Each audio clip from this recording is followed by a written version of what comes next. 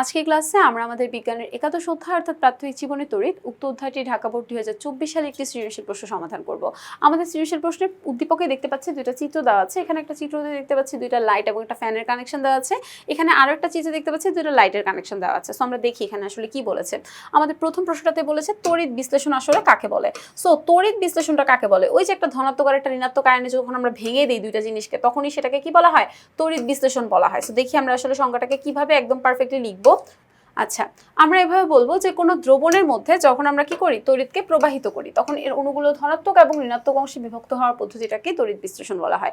ধরো একটা দ্রবণ আছে তোমার কাছে, মনে করো NaCl, সোডিয়াম ক্লোরাইড, ঠিক আছে? তুমি এর মধ্যে হলো তড়িৎ প্রবাহিত করছো।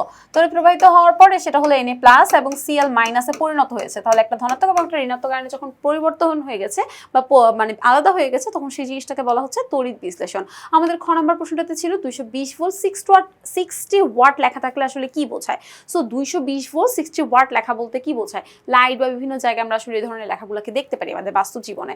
সো এর অর্থ হলো যদি আমরা একটা বাল্বকে 220 ভোল্ট বিভব পার্থক্যে সংযুক্ত করি, আমরা জানি যে একটা পরিবাহীর মধ্য দিয়ে, পরিবাহী বলতে কি বোঝায়? তার।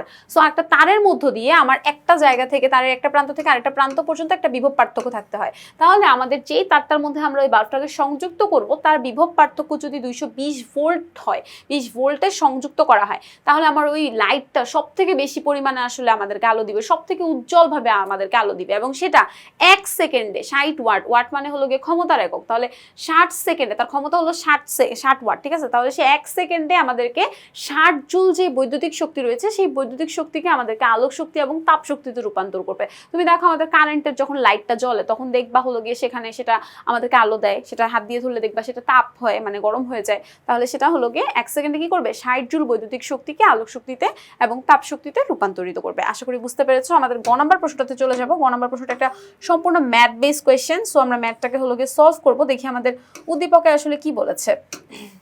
আচ্ছা, আমাদের উদ্দীপকে চিত্র 1 এর কথা বলেছে যে চিত্র 1 এর বাল্ব এবং ফ্যান দৈনিক 6 ঘন্টা করে চালালে মাসে আসলে বিদ্যুৎ বিল কত আসবে। তাহলে আমি দেখতে পাচ্ছি এখানে দুইটা বাল্ব আছে, ঠিক আছে? একটা বাল্বের ক্ষমতা হচ্ছে 65 ওয়াট। তাহলে দুইটা বাল্বের ক্ষমতা কত হবে? 65 × 2 ওয়াট, রাইট? তাহলে আমরা একটু করি, ঠিক আছে? ম্যাথটা হচ্ছে আমরা করে ফেলি। সো আমাদের ক নাম্বার ম্যাথ যদি আমরা স্টার্ট করি, যে বাল্বের ক্ষমতা এটাকে আমরা P1 ধরে নিলাম, যে বাল্বের ক্ষমতা P1 is equal to 65 into 2 watt. তাহলে 65 দুগুণে কত হবে? 130 ওয়াট।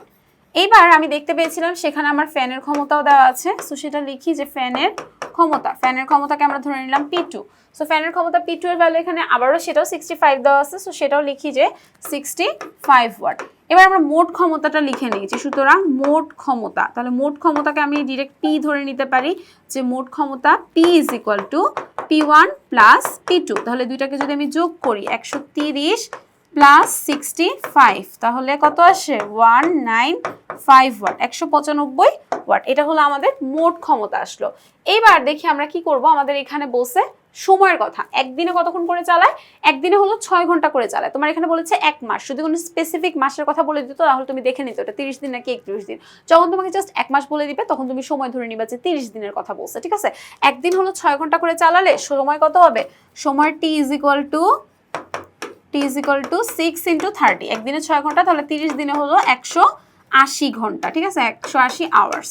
এবার আমরা হলো কতটুকু শক্তি সে ব্যয় করে সেটা বের করব, যে ব্যয়িত শক্তি কি? W। So W is equal to কি হবে? PT ভাগ 1000। W is equal to PT ভাগ 1000। সো P এর ভ্যালু কত আছে? P এর ভ্যালু আছে 195 ইন্টু T এর ভ্যালু আছে 180 ডিভাইডেড বাই 1000। সো এটাকে যদি আমি ক্যালকুলেশন করি, 195 ইন্টু 180, 195 ইন্টু 180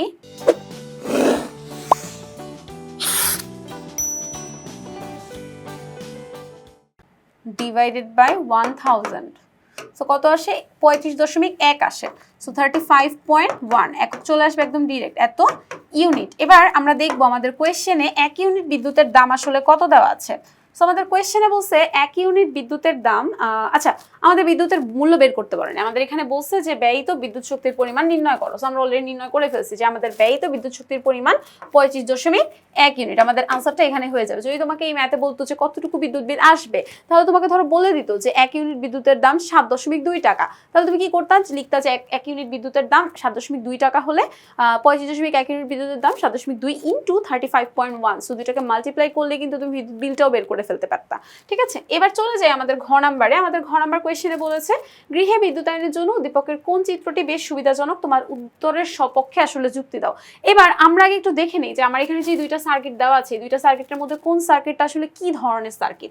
ঠিক আছে, আমরা জানি যে আমাদের একটা বর্তনীর শেষ প্রান্ত, মানে একটা রোধের শেষ প্রান্ত এবং আরেকটা রোধের শুরুর প্রান্ত যখন একই তার দ্বারা সংযুক্ত থাকে, তখন সেই ধরনের বর্তনীকে আমরা বলি শ্রেণী বর্তনী। সো এরকম বর্তনী এইটা কি কেন বললাম, ধরো এটা একটা রোধ, ঠিক আছে, এটা হচ্ছে একটা লাইট, এটা একটা রোধ, এর শেষ প্রান্ত এটা এবং এর শুরুর প্রান্ত এটা, তাহলে শেষ প্রান্ত এবং শুরুর প্রান্ত একই তার দ্বারা কানেক্টেড।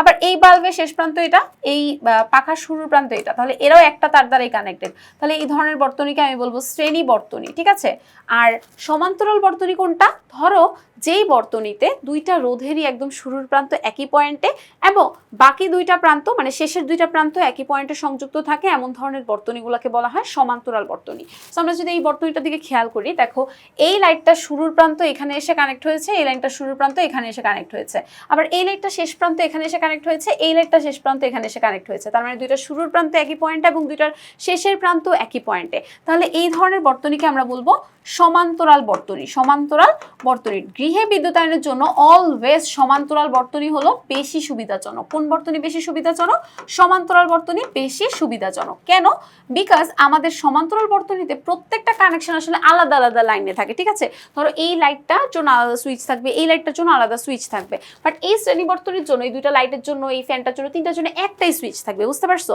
ধরো তোমার এখন গরমের দিন, ঠিক আছে, এখন তোমার হলো গিয়ে দিনের বেলা লাইট দরকার নাই, জাস্ট ফ্যান দরকার, একটা ফ্যান দরকার, বাট তুমি একটা সুইচ অন করলে তোমার তিনটা জিনিসই আসলে জ্বলতেছে, এতে করে তোমার কি হচ্ছে, বিদ্যুৎটা বেশি খরচ হচ্ছে, আমরা জাতীয়ভাবে মানে ক্ষতির সম্মুখীন হচ্ছি, তোমার বিদ্যুৎ বিলটাও বেশি আসতেছে, তুমি নিজে অর্থনৈতিকভাবে ক্ষতির সম্মুখীন হচ্ছ। আবার ধরো তোমার এই যন্ত্রটা যদি নষ্ট হয়ে যায়, বিদ্যুৎটা এখানে প্রবাহিত হয়ে এই দুটো যন্ত্রকে আসলে চালাতে পারবে না, তাতে করে আমার অন্য যন্ত্রগুলোর উপরে এফেক্ট ফেলবে। সো শ্রেণী বর্তনী কোনোভাবে আমাদের বাসাবাড়ির জন্য ঠিকঠাক না। বাট আমাদের সমান্তরাল বর্তনীতে যেহেতু প্রত্যেকটা লাইন আলাদা আলাদাভাবে কানেক্ট থাকে, তাই আমরা আমাদের সুবিধা অনুযায়ী, আমাদের প্রয়োজন অনুযায়ী আমরা কি করতে পারি, সমান্তরাল বর্তনীটাকে হলো গিয়ে কানেকশন দিতে পারি। ঠিক আছে, সো আমরা আমাদের সুবিধা অনুযায়ী সমান্তরাল বর্তনীকে একটা জায়গা থেকে আরেকটা জায়গায় কানেকশন দিতে পারি। সো এই জন্য হলো গিয়ে আমাদের সমান্তরাল বর্তনী সুবিধাজনক। অলসো আমাদের সমান্তরাল বর্তনীর এই কাজটা করার কারণে আমাদের হলো গিয়ে বিদ্যুৎ বিলটাও হচ্ছে গিয়ে কম আসে। ঠিক আছে, সো বিদ্যুৎ বিলটাও হলো গিয়ে আমাদের কি হয়, কম আসে, এবং বিদ্যুৎ বিলটা কম আসাতে আমাদের হলো গিয়ে আমরা অর্থনৈতিকভাবে হচ্ছে একটু লাভবান হতে পারি। সো এই হচ্ছে গিয়ে আমাদের কাহিনী। এখন আমাদের ঘ নাম্বার প্রশ্নতে বলা হচ্ছে যে এই কথাটাকেই তুমি হলো একটু সুন্দর মতন বলবা।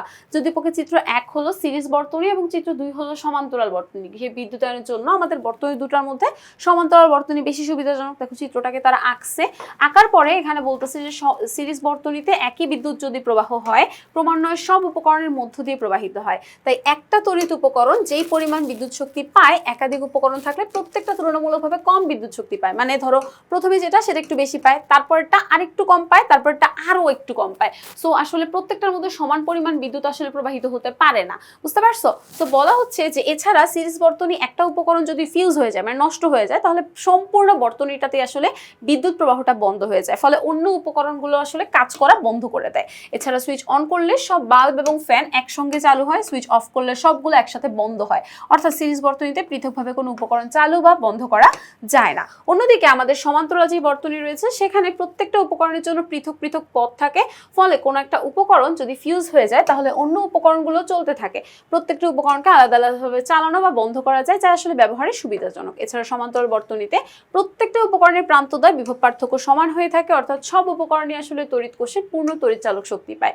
সুপরি বিশ্লেষণ থেকে আমরা বলতে পারি যে গৃহে বিদ্যুতায়নের জন্য আমাদের সমান্তরাল বর্তনীটা সবসময় অনেক বেশি সুবিধাজনক, এবং এতে করে প্রত্যেকটা তড়িৎ উপকরণ আসলে স্বাধীনভাবে নিয়ন্ত্রণ করা যায়, এবং আমাদের একটা যন্ত্র যখন নষ্ট হয়ে যায় তখন অন্য যন্ত্রগুলো চলতে থাকে। সো বলা যেতে পারে আমাদের ঘরের বিদ্যুৎ সংযোগের জন্য সাধারণভাবে সমান্তরাল বর্তনীটা খুবই জরুরি, খুবই গুরুত্বপূর্ণ, এবং সেই সমান্তরাল বর্তনীটাকে আমরা ব্যবহার করে থাকি। আশা করি আজকে ক্লাসটি তোমরা খুব সুন্দরভাবে বুঝতে পেরেছো। পরবর্তী আবার একটি পর্বে তোমাদের সকলের সঙ্গে দেখা হয়ে যাবে। সবাইকে আল্লাহ হাফেজ।